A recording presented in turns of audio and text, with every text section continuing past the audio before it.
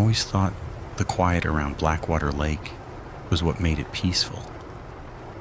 But the older locals always said silence was a warning, not a comfort. When my friends dared me to take a night swim there, I tried to laugh it off like it was nothing. The truth was I already felt uneasy walking down the creaking wooden dock. The moon hovered low, unnaturally bright, reflecting off the surface of the lake like a stretched-out eye staring back at us. Even the trees surrounding the water stood in rigid, breathless stillness, as if something inside the lake demanded all sound fade away. My friends chanted my name, pushing me to jump, teasing me about being scared. I wasn't scared. At least, that's what I told myself as I stepped to the edge. But the second my toes curled over the splintered board and I felt the faint, warm breeze vanish into an icy stillness, something inside me screamed to stop. The air didn't just feel cold, it felt occupied, like something unseen leaned close enough to breathe against my skin.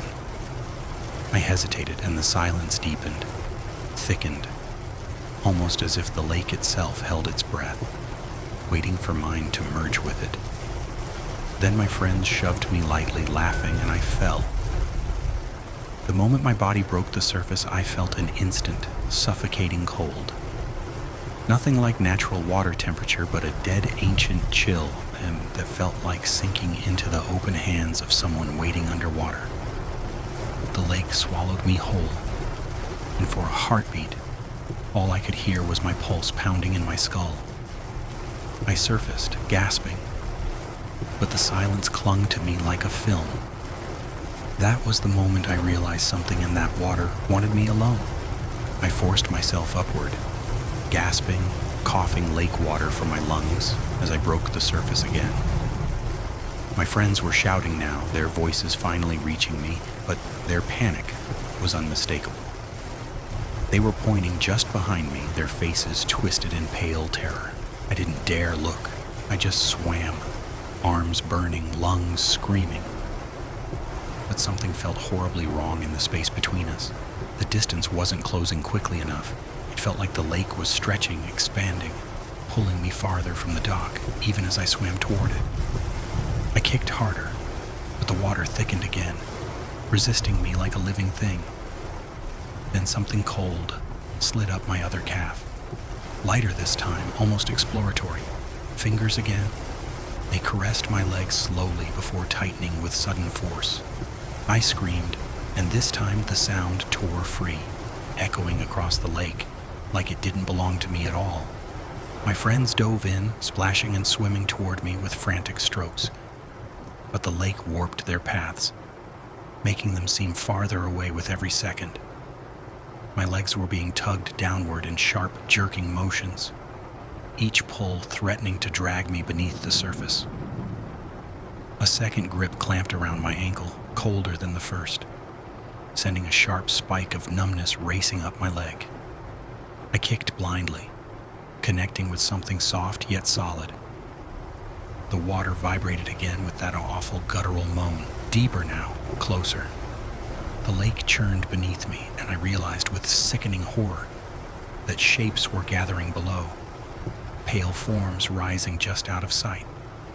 Their hands slipped over each other as they reached upward, their movements slow, coordinated, almost ritualistic. They weren't grabbing randomly, they were claiming me, pulling me back into whatever silent world existed beneath Blackwater Lake. My friends reached me at last, each grabbing one of my arms and hauling me upward with desperate strength. The hands beneath me clutched harder, resisting the pull, but my friends kept shouting, kicking, fighting the water with everything they had. Finally, with a surge of strength I didn't know I possessed, I kicked again, this time feeling the fingers slip away all at once, like they'd been commanded to release. I shot upward, breaking free, and together we swam back toward the dock. But the lake didn't want to let us go easily. Ripples surged behind us and the water grew colder still, as if something massive had risen closer to the surface. We scrambled onto the dock, collapsing in a heap of trembling limbs. My ankle throbbed with deep bruises shaped unmistakably like long, bony fingers. But the worst part wasn't the bruises. It wasn't even the pain. It was what rose behind us as we crawled backward across the dock. The lake's surface rippled, then bulged. Pale faces emerged, dozens of them, slowly rising until their hollow eyes sat just above the waterline, their mouths slightly open as if whispering beneath the surface. None of them blinked. None of them moved. They simply watched, silent, patient, as if memorizing our faces the way I had seen them memorizing the bottom of the lake. One of the faces drifted closer to the dock, and beneath its chin I saw ropes. No, not ropes. Hair. Long strands, drifting like roots underwater.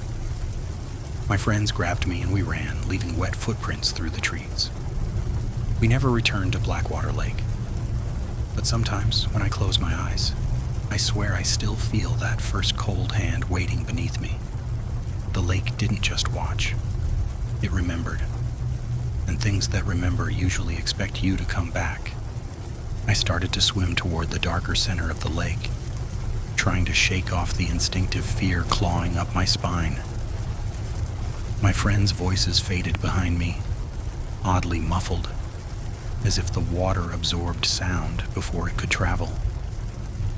Each stroke felt harder than the last, the water thickening around my arms like cold syrup.